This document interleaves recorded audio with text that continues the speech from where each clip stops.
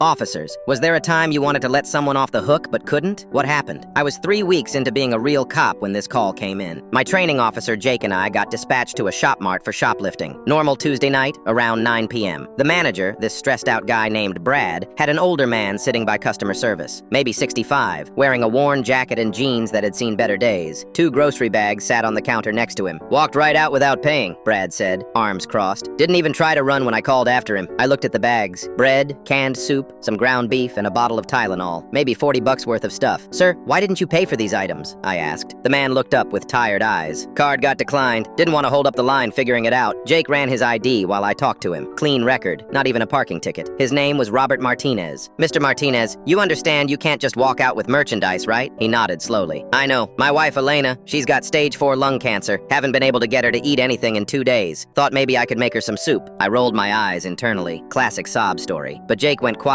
when he heard the name. "Elena Martinez?" Jake asked. "Used to volunteer at St. Mary's Hospice?" "That's her," Robert said, "before she got sick." Jake's whole expression changed. "I know your wife. My mom was a patient there last year. Elena sat with her when I couldn't." My stomach dropped. Brad wasn't having it, though. "Look, I feel bad, but I gotta press charges. Corporate policy. We let one slide, word gets out." Jake and I exchanged looks. Policy was policy. "Mr. Martinez, I'm sorry, but we have to arrest you," I said. He just nodded. "I understand." The ride to his house was silent. Robert gave us his address, this small house about 10 minutes away. When we pulled up, only one light was on in the back. "Can I just check on her before we go?" Robert asked. We followed him inside. The house was freezing cold. In what used to be the living room, there was a hospital bed surrounded by oxygen tanks. A woman who couldn't weigh more than 90 pounds was lying there, breathing shallow and fast. She opened her eyes when we walked in. "Robert, what's wrong?" "Nothing, mi amor. Just some confusion at the store. These officers are helping me sort it out." Elena looked at us with the same tired eyes as her husband. "Thank you for being kind to him." My chest felt tight. This wasn't some scam. This woman was dying, and this man was desperate. But Brad was already calling the station, making sure we followed through. At the jail, Robert never complained once. Said thank you when I took off his handcuffs gently. Asked if we could call his neighbor to check on Elena. While we did paperwork, Jake made a phone call. Quiet conversation I couldn't hear. An hour later, Jake's phone rang. "Nurses at the house," he said. "Someone paid for heating oil and groceries to be delivered." "Who?" I asked. "Anonymous donor. Happens sometimes." We drove Robert home after processing. The house was warm now, lights on. A woman in scrubs was helping Elena sit up to eat some soup. Robert turned to us before getting out. "I know you were just doing your job. Thank you for treating us with respect." I watched him walk inside and hug his wife. She managed to smile for the first time since we'd met them. That night I realized sometimes doing your job right doesn't feel right at all. Sometimes the rules don't fit real life. Elena passed away 2 weeks later. I saw the obituary in the paper. It said she was surrounded by family and friends who loved her. I never found out who paid for their groceries, but Jake bought lunch that day, and he had this little smile when he thought I wasn't looking.